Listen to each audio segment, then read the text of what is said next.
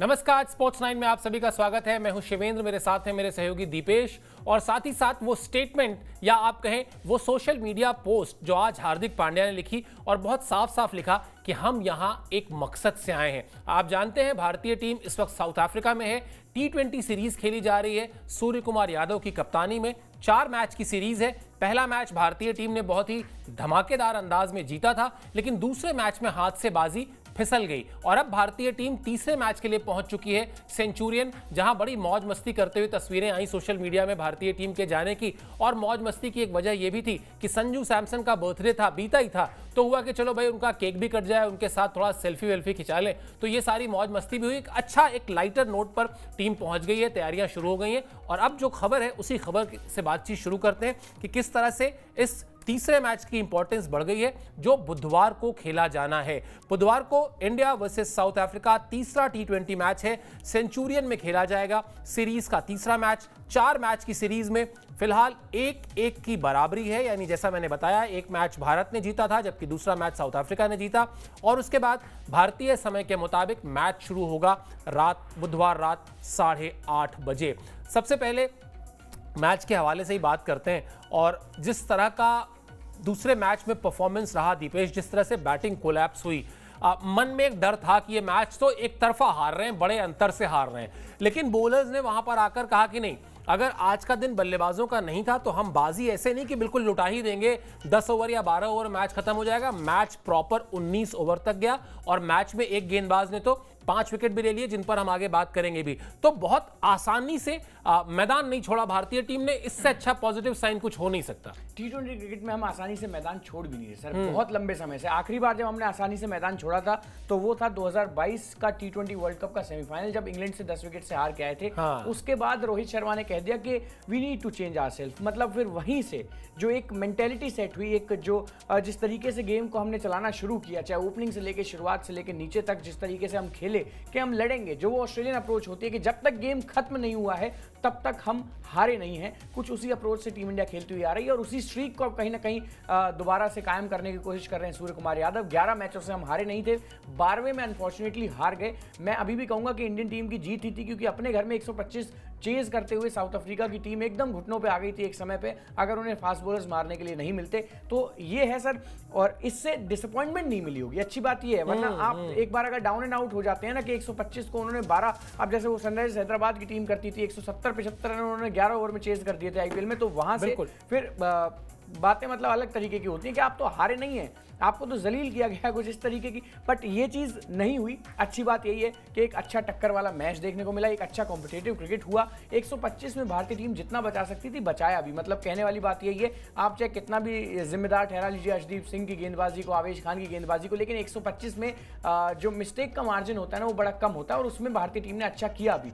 एक गेंदबाज जिसकी बात अभी आपने की भी, 5 विकेटें भी ले ली, 5 में से 4 बोल्ड भी थे और बड़े बड़े बल्लेबाज बोल्ड थे, कोई टेलेंडर्स नहीं थे। तो एक मैच बन गया था। इसी वजह से आपने अभी जैसे बताया भी कि सोशल मीडिया पे जो तस्वीरें आई उसमें थोड़ा सा लाइटर नोट है, कहीं ना कहीं उतना ज्यादा टेंशन वाले फेसेस नजर नहीं आ रहे, या फिर ऐसा नहीं है कि तैयारियां ही की जा रही हैं लगातार। तो ये जरूरी भी है अपने आप को थोड़ा चिल रखने के लिए। 11 मैच जीत के आए, इसी टीम के साथ आए, एक हार भी गए, तो अब जब दोबारा उतरेंगे 13वें मैच में तो वो भी जीत जाएंगे, कोई दिक्कत वाली बात नहीं है। बिल्कुल कोई दिक्कत वाली बात नहीं है। और जो बात दीपेश ने अभी कही, कुछ ऐसी ही बात सूर्य कुमार यादव ने मैच हारने के बाद भी कही थी। उन्होंने कहा था कि 125-140 रन आप चाहते नहीं कि स्कोर बोर्ड पे जोड़ें, आप चाहते हैं बड़े रन जोड़ें, लेकिन जिस तरह से गेंदबाजों ने मैच में वापसी कराई उससे मैं उनके ऊपर प्राउड फील करता हूं। ये सूर्य कुमार यादव की स्टेटमेंट थी मैच के बाद, जब वो गंवाने के बाद बात कर रहे थे। तो निश्चित तौर पर जब आप इस बात को समझ रहे हो, हमेशा से हम लोग ये बात करते रहते हैं कि किसी भी चीज में सुधार करना है तो सबसे पहले अपनी कमी को स्वीकार करना होगा। और कमी अगर सूर्य कुमार यादव को वहां समझ में आ रही है कि हाँ,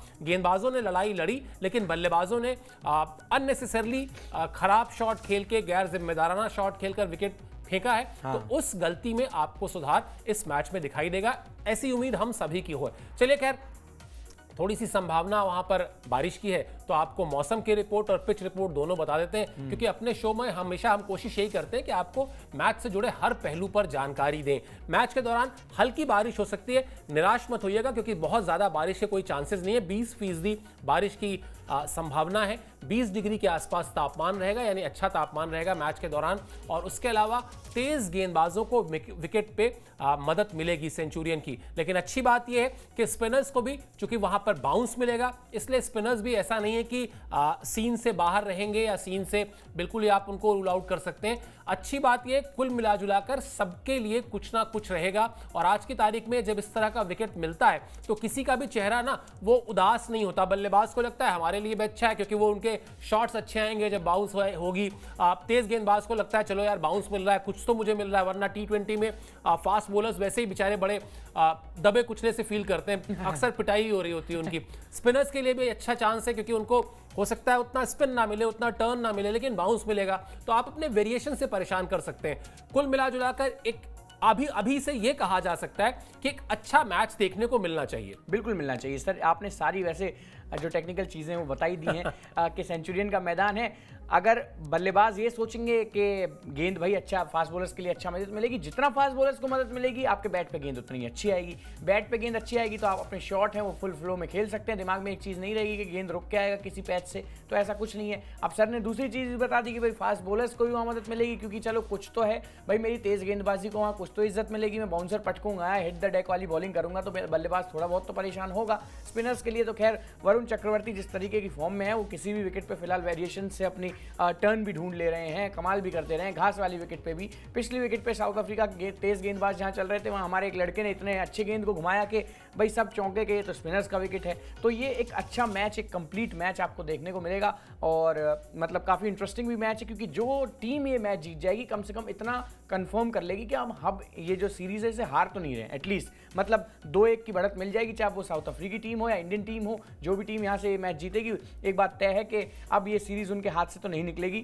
ज़्यादा से ज़्यादा ड्रॉ होगी तो भारतीय टीम की नज़रें इसी चीज़ पे होनी चाहिए। सर ड्रॉ के लिए भी नहीं जाना चाहिए। मतलब जब आप सब कुछ ही जीत रहे हैं, जब आप वर्ल्ड कप जीत रहे हैं, जब आप इतने हावी हैं कि 125 पे भी उनको बिल्कुल एंड तक मैच को लेके जा रहे हैं, तो एटलीस्ट ये चीज़ होनी चाहिए कि सर यहीं से जीत के जो चौथा मैच और फाइनल मैच होगा उसमें कहीं ना कहीं ये संभावना रहे कि भारतीय टीम के पास ज़्यादा अपर हैंड हो।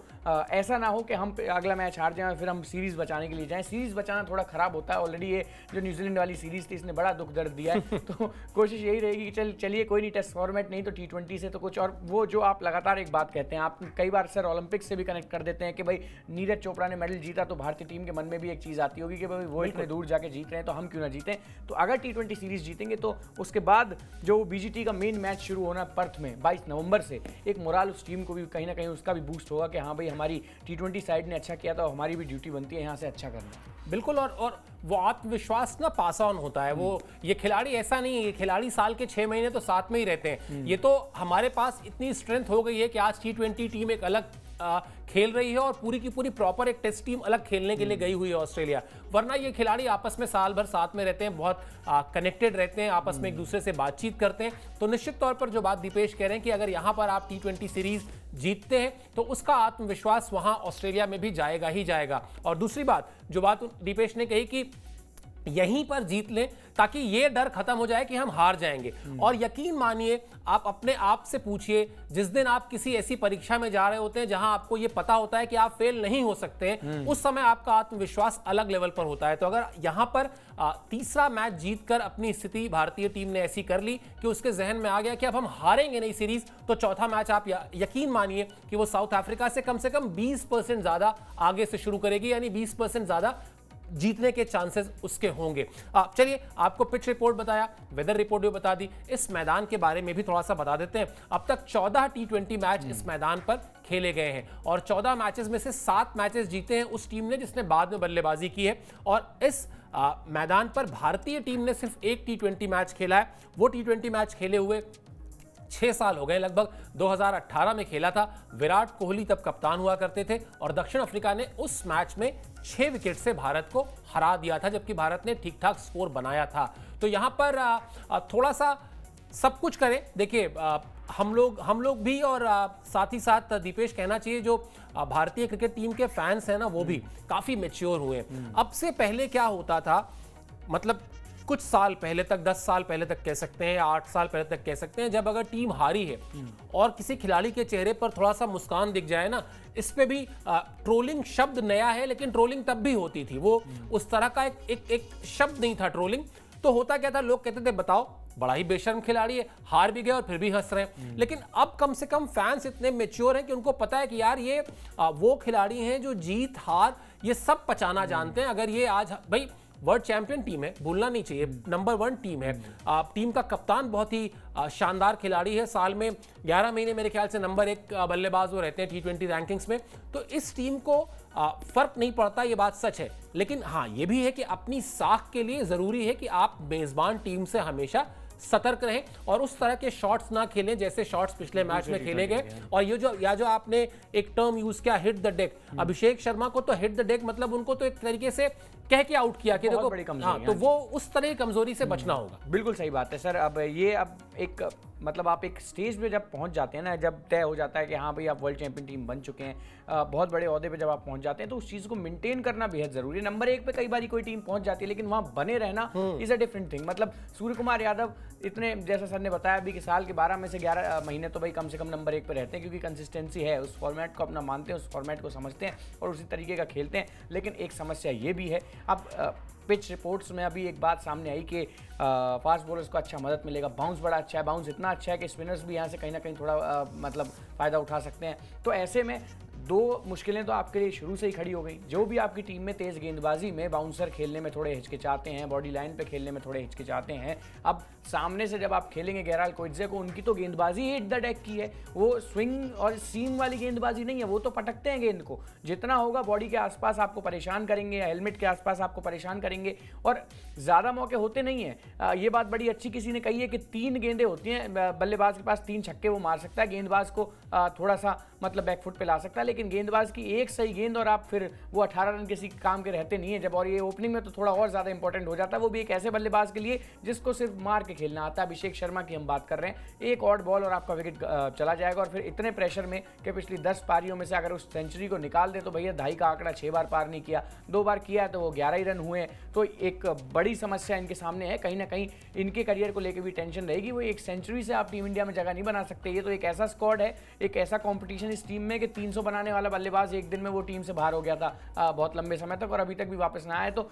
ये सोच के भी आपको खेलना पड़ेगा, ओवर कॉन्फिडेंस में ना आए कि हम वर्ल्ड चैंपियन है तो हम सब कर देंगे। यही ओवर कॉन्फिडेंस थोड़ा सा भी टूटा है हमारा, 12 साल से हम चैंपियन थे और एक बड़ी साइलेंट सी टीम ने स्मार्टली हमको हरा दिया हमारे घर में। तो जीत देखने की आदत ज़रूर है हमको, वर्ल्ड कप भी जीते हैं, लेकिन ये चीज़ ना रहे सर के बहुत ज़्यादा उस चीज़ में ही आ जाए कि भाई हमारी तो बड़ी स्ट्रॉन्ग टीम है, ऊपर से नीचे तक हमारे पास अच्छी बल्लेबाजी है, जब 125 पे हम उनके घुटने डाउन कर सकते हैं तो फिर हमारे पास अगर 150-170 का स्कोर होगा तो हम कुछ भी कर सकते हैं। ये चीज़ भूलनी नहीं चाहिए कि सामने वाली टीम में हेनरिक क्लासन और डेविड मिलर हैं और अभी दोनों मैचों में चले नहीं है। बिल्कुल, जब चल गए तो 225 का स्कोर भी कम पड़ेगा। बिल्कुल, और ये बहुत बुद्धिमानी भी इसी में होती है कि आप अपने सामने वाली टीम को ना कमज़ोर ना आके, और जो बात दीपेश ने भी बहुत हल्के से कही ना, वो वही शायद गलती हुई न्यूजीलैंड के खिलाफ सीरीज में। भारतीय टीम ये मान के बैठी थी कि तो न्यूजीलैंड की टीम है, हमारे घर में आ रही है, हम 3-0 से हराएंगे। फिर उसमें किसी और ने कहा कि साहब ये तो श्रीलंका से हार के आ रहे, बोले हाँ हाँ हाँ, फिर तो हमारा विश्वास और ज्यादा हाई है। फिर किसी ने कह दिया ये तो आते आते इससे कप्तान ने कप्तानी ही छोड़ दी थी, ये तो नया नया कप्तान है, बोले फिर तो हम जीत ही रहे। फिर तीसरे आदमी ने कहा कि और लो एक समस्या और है, बोले अब क्या समस्या है, बोले केन विलियमसन भी नहीं आ रहा जो सबसे बड़ा उनका बल्लेबाज है। तो वहां पर शायद भारतीय टीम बेंगलुरु में मैदान में उतरने से पहले ही ये मान बैठी थी कि ये टेस्ट सीरीज तो हम 3-0 से जीत रहे। लेकिन देखिए साल भर अच्छा क्रिकेट खेलने के बाद भी एक सीरीज खराब हुई और कैसे चीजें वर्ल्ड टेस्ट चैंपियनशिप में खराब हो गई। ये वैसे ही है जैसे आप एक टेस्ट मैच में 3 सेशन खराब खेल दीजिए ना, उसके बाद फिर आप पकड़ते रहेंगे, उस टेस्ट मैच को पकड़ा जाएगा नहीं। वो बुद्धिमानी इसी में, चतुराई इसी में बचपन से सिखाया गया है कि भैया सामने वाले को कमजोर मत आको। वो भी इंटरनेशनल टीम है और जिन खिलाड़ियों के नाम ले रहे थे अभी दीपेश, वो भी जिस दिन मारते हैं, जिस दिन उनके शॉट्स लगने शुरू होते हैं ना बल्ले में, तो गेंद फिर हवा में ही आपको दिखाई देती है, ज्यादातर नीचे तो वो कम ही दिखती है। तो सावधानी हटी, दुर्घटना घटी, इसलिए अच्छा है सीरीज जीतने के लिए कि बिल्कुल तैयारी के साथ जाएं, उस इंटेंट के साथ जाएं जिस इंटेंट से ये टीम वर्ल्ड नंबर 1 बनी है या वर्ल्ड चैंपियन टीम है, तो उसको, उस साख को कम से कम सही तरीके से एग्जीक्यूट करें। चलिए वरुण चक्रवर्ती की बात कर लेते हैं क्योंकि उन पर जितनी बात की जाए कम है। बड़े खराब दिन भी देखे उन्होंने और उसके बाद अब वो वापस आए टीम में और पिछले मैच में उस 125 रन के आसपास के टारगेट में भी उन्होंने 5 विकेटें निकाल दी थी। और दीपेश ने जो पॉइंट आउट की बात वो बहुत इंपॉर्टेंट है कि 5 में से 4 खिलाड़ियों को उन्होंने बोल्ड किया था। बोल्ड करना यानी आपने बल्लेबाज के दिमाग को एकदम घुमा दिया, इतना जबरदस्त वो चकरा गया कि वो बोल्ड हो गया, यानी लाइन पे नहीं आ पाया गेंद की। और दुनिया का कोई बल्लेबाज बोल्ड नहीं होना चाहता, ये भी जान लीजिए। चलिए उन्होंने क्या कहा है वो बताते हैं, उनकी स्टेटमेंट जरा दिखाइए। वरुण चक्रवर्ती कह रहे हैं कि टीम से बाहर होने के बाद मैंने अपने तमाम पुराने वीडियो देखे, इससे मुझे पता चला कि मैं काफी ज्यादा साइड स्पिन कर रहा था, अंतरराष्ट्रीय स्तर पर साइड स्पिन चल नहीं रही थी। इसके बाद मुझे अपनी गेंदबाजी में पूरा बदलाव करना पड़ा, ऐसा करने में मुझे 2 साल लगे। मैंने लोकल लीग में गेंदबाजी करना शुरू कर दिया। मैंने Tamil Nadu premier league, Syed Mushtaq Ali trophy, Vijay Hazare और आईपीएल में भी गेंदबाजी की, मुझे अच्छे नतीजे मिले। फिर मैंने अंतर्राष्ट्रीय क्रिकेट में भी वैसी ही गेंदबाजी की जिसका मुझे अच्छा परिणाम मिला। मुश्किल समय में मैंने सिर्फ एक काम किया है, ज्यादा से ज्यादा गेंदबाजी। घरेलू लीग में की गई गेंदबाजी से मुझे काफी मदद मिली है। आप सब हटा दीजिए और बहुत बेसिक सी बात है कि भैया गलती हो रही है, और ये सिर्फ वरुण चक्रवर्ती की बात नहीं है, ये सिर्फ किसी एक फॉर्मेट की बात नहीं है, ये क्रिकेट की बेसिक बुनियादी सीख है।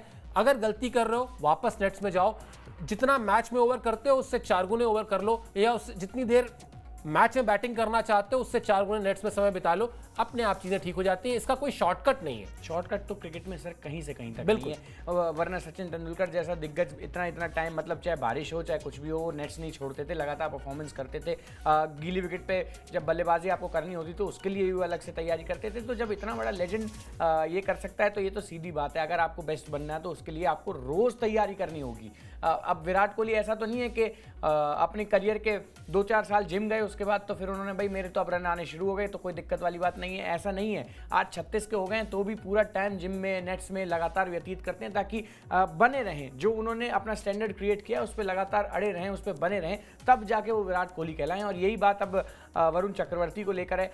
इतना अच्छी इन्होंने एक चीज़ सर पॉइंट आउट की कि मैं बाहर से ज़्यादा थोड़ा सा स्पिन करा रहा था, मतलब अगर ये टेक्निकल टर्म्स में थोड़ा जाएं तो ऐसे हाँ, मतलब आसान थोड़ा सा हो जाता है बल्लेबाज के लिए पिक करना, लेकिन जब वही गेंद आपकी स्टंप्स में फिनिश हो रही होती है तो फिर आपका जो वो क्रॉस बैट वाला शॉट है वो खत्म हो जाता है। और शायद इसी वजह से, इसी कारण से जो 5 में से 4 बल्लेबाजों को बोल्ड किया है। और एक बड़ा इंटरेस्टिंग बात है, कहने को बड़ा आसान बात है कि भाई इन्होंने स्पिन करा दी, इनके पास 7 तरह की अलग अलग वेरिएशन है, ये अलग अलग कैरम बॉल भी डाल देते हैं, इनका लेग स्पिन भी बड़ा अच्छा है, फिर बीच में वो जो तेज़ वाला मारते हैं वो भी बड़ा अच्छा है, जो आम बॉल ही डालते हैं वो भी बड़ी अच्छी है। ये कहने में बड़ा अच्छा लगता है, लेकिन एक चीज़ ध्यान देनी बहुत ज़रूरी है कि जिस विकेट पे इन्होंने 5 विकेट निकाले, मतलब जिस पिच पे इन्होंने 5 विकेट निकाले हैं, वो उतना स्पिनर्स के लिए सपोर्टिव नहीं थी जितना कि फास्ट बॉलर्स के लिए थी। वहाँ उन्होंने अपना सर एक रास्ता निकाला और उस कहीं ना कहीं उस राह पे चल के इन्होंने 5 विकेट, और भूलना नहीं चाहिए पहले मैच में भी 3 विकेट लिए थे, उससे पहले जो श्रीलंका वाली सीरीज थी, बांग्लादेश वाली सीरीज थी, उसमें भी कंटिन्यूसली विकेट लिए थे। तो एक बात है, हार्ड टाइम बहुत इन पे खराब आया। एक समय ऐसा भी था कि भाई कहाँ खो गया है बंदा, अब करियर बचेगा कि भी नहीं बचेगा। 2-4 मैचों ने वर्ल्ड कप के ने सब खराब कर दिया, ऊपर से बयान इतने बड़े बड़े वर्ल्ड कप में इनको लेके गए थे, पाकिस्तान के खिलाफ बड़ी मार खाई थी उस मैच में जिसमें 10 विकेट से हम हारे थे। और उसके बाद से अलग अलग तरीके के बयान, पाकिस्तान के तो एक दिग्गज ने यहाँ तक कह दिया था कि भाई ऐसे गेंदबाज हमारी गली में मिलते हैं। तो वहाँ से अपने आप को उठाना, इतना सब कुछ सहने के बाद, जो ट्रोलिंग की बात सर अभी आपने की, ट्रोलिंग तो क्या थी, वो तो बवाल ही था, मतलब एक खिलाड़ी के पीछे इस तरीके से पड़ जाना। लेकिन फिर वहाँ से खुद को मतलब आपको कहीं ना कहीं प्रैक्टिस करनी पड़ती है, अपने कानों को लगातार बंद रखना होता है। किसी ने कहा कि भाई ये तो आईपीएल का स्टार है, इंटरनेशनल में नहीं चलेगा, और एक अच्छे टाइम के लिए आपको वेट करना होता है। वो अच्छा टाइम आया, फॉर्चुनेटली गौतम गंभीर आए, मतलब सबसे बड़ी किस्मत तो इनकी चमकी। अगर असल में ना तो टीम इंडिया की अभी कोई ऐसी किस्मत चमकी है, क्योंकि हमने तो बहुत सारे रिकॉर्ड्स टूटते देखे हैं। 27 साल में श्रीलंका में हार गए, ये 40-41 साल में, 92 साल के टेस्ट इतिहास में 3 मैच की टेस्ट सीरीज में क्लीन स्वीप घर पे हो गया। बिल्कुल, तो सब बुरा ही चल रहा है। लेकिन एक खिलाड़ी है जिसके लिए सब कुछ अच्छा चल रहा है, फॉर्चुनेटली आए हैं उनके लिए गौतम गंभीर, और वो वरुण चक्रवर्ती हैं। करियर मानिए कि कहीं ना कहीं एक जो करियर का ग्राफ है ना, वो ऐसे सीधा गया है ऊपर, मतलब ऐसा नहीं है कि धीरे धीरे बढ़ने की कोशिश कर रहा है, एकदम सीधा गया है। और कहीं ना कहीं अब बातें इनकी ज़्यादा हो रही हैं। अब जिन गेंदबाजों से पहले इनके करियर को खतरा था कि भाई ये तो इसे कभी टीम में आने नहीं देंगे, अब उन गेंदबाजों के करियर को वरुण चक्रवर्ती से खतरा है सर, जितनी वेरिएशन इनके पास है। बिल्कुल, जितने वेरिएशन है, और बहुत थिंकिंग क्रिकेटर हैं, सोचते बहुत हैं लगातार। और आपने बात की शॉर्टकट की, 2006 का एक किस्सा याद आ गया मुझे। 2006 में भारतीय टीम पाकिस्तान गई। वनडे सीरीज में सचिन तेंदुलकर के 350 के आसपास रन थे। टेस्ट सीरीज में रन नहीं बने उनसे, कुछ मेरे ख्याल से 63-65 ऐसे कुछ रन थे उनके। और लंबी सीरीज थी क्योंकि 5 वनडे प्लस 3 टेस्ट मैच, आप ऐसे ही समझ लीजिए। तो हम लोग सब लोग साथ ही लौटे, मतलब टीम जिस दिन निकली उसी दिन हम लोग भी निकले। मैं यहाँ दिल्ली एयरपोर्ट पे उतरा तो उसके तुरंत बाद इंग्लैंड के खिलाफ एक सीरीज थी। तो मेरे बॉस ने फोन किया और उन्होंने कहा कि यार आ जाओ, आधे घंटे के लिए आ जाओ, बस सीरीज पर बात कर लेते हैं, फिर तुम चले जाना। मैंने कहा सर अब तो छोड़ दो, 50, 60, 65 दिन बाद लौट रहे हैं, बहुत थके हुए हैं, इस एक दिन रुक जाओ, कल आके इस पे बात कर लेंगे। उन्होंने कहा चलो कोई बात नहीं, चले जाओ।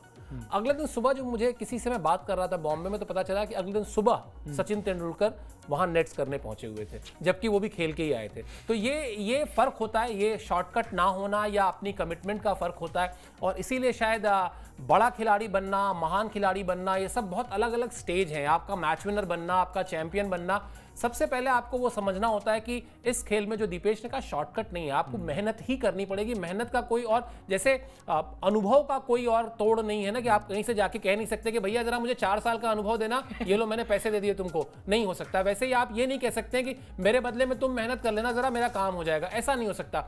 इनकी फॉर्म जाएगी तो इनको ही मेहनत करनी है, मेरी फॉर्म जाएगी तो मुझे ही मेहनत करनी है। मैं इनके लिए मेहनत नहीं कर सकता, ये मेरे लिए नहीं कर सकते, क्योंकि ना तो मैं इनको फॉर्म लाके दे सकता हूं, ना ये मुझे लाके फॉर्म दे सकते हैं। एक बात है, आप सचिन को कितना एडमायर करते हैं कि आपको 2006 के आंकड़े 65-63 हाँ, मतलब इसलिए याद है क्योंकि इतना लिखा है, मतलब सचिन पे ही नहीं, वैसे भी ओवरऑल इतने आर्टिकल्स लिखे। और जो होता क्या है ना, जो सीरीज आपने कवर की हो, उस सीरीज में जो कुछ आपके आंख से के सामने घटा हो वो याद रहता है। हो सकता है आप मुझसे कहिए कि 2020 की किसी सीरीज का आंकड़ा बता दीजिए, अगर मैंने कवर नहीं किया तो मैं हो सकता है ना बता पाऊं, लेकिन अब वो 2004 का टूर हो गया, 2006 का हो गया, ये सब याद रहता है क्योंकि अपनी आंख के सामने देखा हुआ है पूरा। जिसमें ये वही साल था जब इरफान पठान ने पहले ही ओवर में हैट्रिक ले ली थी, उसके बाद भी इंडिया मैच वो हार गया था। तो इस तरह की चीजें याद रह जाती हैं। खैर चलिए, बुधवार का जो मैच है इंडिया साउथ अफ्रीका का T20, उसके हवाले से वापस आते हैं। भारत का पल्ला भारी है, ये हम शुरुआत से कह रहे हैं। क्यों भारी है, एक ग्राफिक्स दिखाते हैं तो थोड़ी सी बात और साफ हो जाएगी, थोड़ा सा हम लोग को और सुकून मिलेगा, चैन मिलेगा। एक तो ये है जी कि 5 मैच जो है पिछले, उसमें भारत ने 3 मैच जीते हैं साउथ अफ्रीका के खिलाफ, और उसमें T20 वर्ल्ड कप का वो फाइनल मैच भी शामिल है, जब दीपेश टीवी के सामने, मतलब ऐसा समझ लीजिए कि अगर मैं देसी भाषा में कहूं तो लौट ही गए थे कि बस अब कुछ हो ही गया जाएगा यहाँ पे।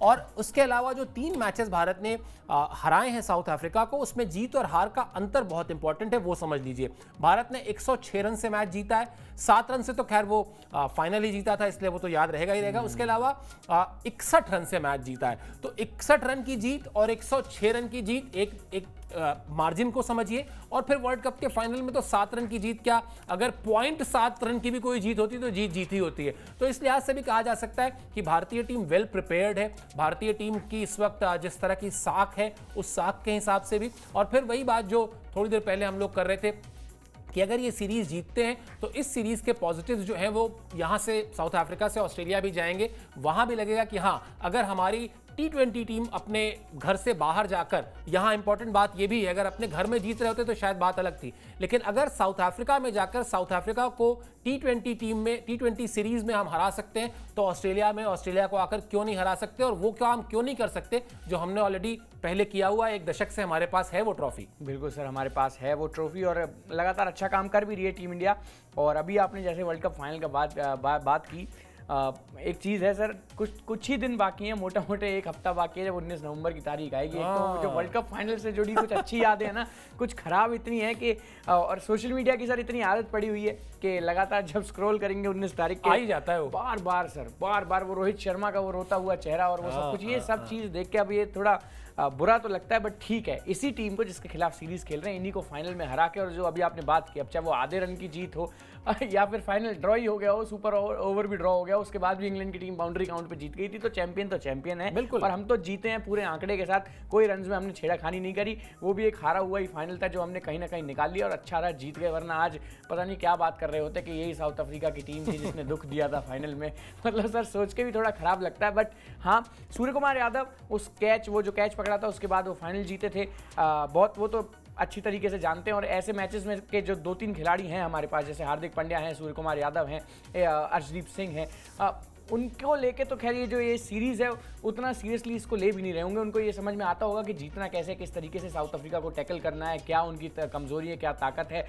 तो बस बेसिक पे फोकस करना है आपको, कुछ ऑर्डिनरी या एक्स्ट्रा ऑर्डिनरी करने की बहुत ज़्यादा ज़रूरत नहीं है। जो आपके बेसिक्स हैं उन्हीं को आपको फॉलो करना है, बाकी मेहनत आप लगातार कर ही रहे हैं। सर ने बता ही दिया कि जितने भी अभी सोशल मीडिया पे जो पोस्ट आ रहे हैं इंडियन टीम की तरफ से, उसमें बहुत ज़्यादा कुछ टेंस्ड अगर कुछ है तो फिलहाल बीजीटी से जो विजुअल्स आ रहे हैं ना वो बड़े टेंस्ड, मतलब वहाँ फेसेस देख के ये चीज़ समझ में आ रही है कि मजाक में कोई नहीं है, वरना विराट कोहली सबसे पहले वहाँ पहुँच जाते हैं। उसके बाद फिर आप जब नेट्स में देखेंगे तो सर अलग ही कुछ माहौल नजर आ रहा है, वो कॉन्फिडेंट टीम इंडिया नजर नहीं आ रही, वहाँ थोड़ा है मामला टेंस, और होना भी चाहिए, इसीलिए इसको टेस्ट क्रिकेट कहा भी जाता है। आगे भी यही मतलब लगातार हमारी जो कवरेज है वो बीजीटी को लेकर भी चलती रहेगी। हम भी बड़े एक्साइटेड हैं जब सुबह सुबह भरी ठंड में जब 5-5, 6-6, 7-7 बजे मैचेस कहीं ना कहीं शुरू होंगे सर। लेकिन इस सीरीज़ की बात करें तो हाँ, थोड़ा जितना हम अपर हैंड में उतना ही साउथ अफ्रीकी टीम भी है, क्योंकि अगर वो जीतते हैं तो फिर उनके लिए भी सर वही बात हो जाएगी कि चौथे T20 में अब हमारे पास सीरीज़ जीतने का मौका है। और जैसा आपने अभी कहा भी था कि एक एग्जाम देने आप जाएं और आपके दिमाग में पहले से हो कि फेल तो होना ही नहीं है,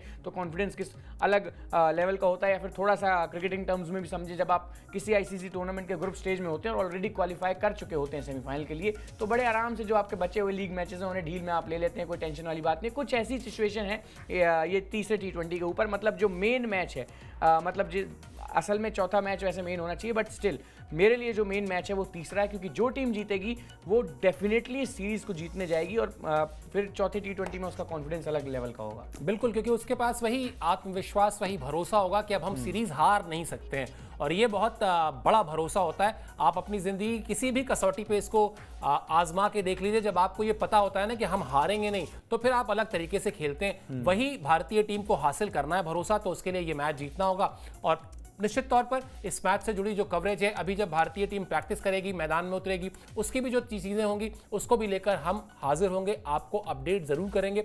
बस आपसे जो गुजारिश रहती है हमेशा की तरह वो यही कि स्पोर्ट्स 9 को सब्सक्राइब कर लीजिए। फिलहाल हमें और दीपेश को दीजिए इजाज़त। आप इस शो पर हमसे जुड़े इसके लिए बहुत बहुत शुक्रिया और आभार।